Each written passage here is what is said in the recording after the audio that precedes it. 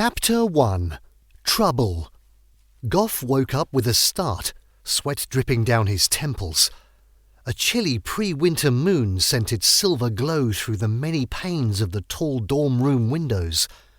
A dozen feet away, rectangles of light landed on Hallstrom Fint, Goff's friend from Spraxville Junior High, lying in his wooden sleigh bed with arms crossed over his chest like a vampire. Goff couldn't shake the dark feeling of the nightmare he'd just had. He felt as if he could still smell the rotting fish stench of the gargoyle and the scent of wax and oregano from the black candles. It all seemed as clear as if he had really been there. The nightmare had started with the gargoyle coming through a window into a dark study lined with bookshelves. Goff felt certain it was the same nasty gargoyle that had tried to kill him a year ago, the night he saved the world. It had the same narrow, angled eyes and chunky snout, but it was hard to tell gargoyles apart. They were all a blend of gross and terrifying. "Is it done?" the gargoyle had asked, his voice slick and oily. "If so, the book must be returned immediately." "It is done," a man said in a deep, hoarse voice while sitting at an enormous mahogany desk inlaid with carved skeletons. He pulled deeply on a long reading pipe, turning the tobacco into a fiery volcano. The smoke scented the air with cherry and burnt nutmeg. On top of the desk, illuminated by the light of a black candle, sat a large book opened to a page written in swirling letters and decorated with intricate drawings filled with dull colours.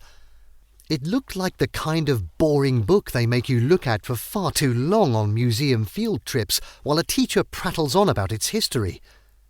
The man exhaled a cloud of smoke and reached over to close it carefully, as if moving any part of it too hastily might break it.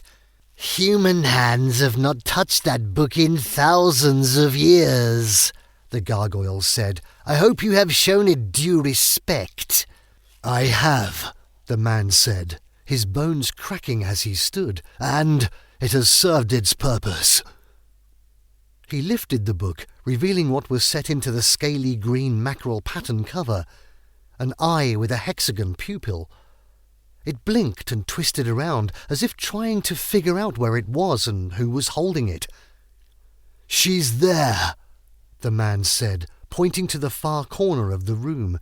"No idea that she is no longer in the real world, and no longer a threat to our plans. I've put ample protections in place to keep her there." Where he pointed, a glowing sphere the size of a bowling ball rested on a tripod on a small table. Bits of light swirled inside it like a freshly shaken snow globe. In the centre of the tiny storm floated a girl with long, flowing silver hair and blue eyes, wide open but blank and lost in a different world. Soft violet robes shimmered and swayed around her. Majesty! The queen of all magic frozen in glass like some prized seashell. She had been Goff's magic and friend when he first became a wizard. Carrying the book with a curious eye over to the gargoyle perched on the windowsill, the man held it out for the creature to take. "I hope you understand that what we have done here is strictly forbidden," the gargoyle said, gently taking the book from the man's hands. "If they discovered you were in possession of this book, they would chop your head off. You must tell no one." "No one will find out." "And the boy?" Sniggering, the man exhaled smoke through his nose, and it spread out in a cloud around him. "He got lucky last time, that's all. What could a clueless little misfit possibly do to topple such a masterful plan? He will cause us no trouble, and the days are numbered for him and his pesky friends." "Let's hope that is the case." "We have nothing to fear." The man shifted his gaze to a painting on the far wall and gestured towards it with his pipe. The painting's thick, broad strokes were streaked with cracks like a tile mosaic and depicted a tall, broad-shouldered man with dark, intense eyes and greasy black hair that hung from a lofty brow. "Everything is coming together, just as he planned."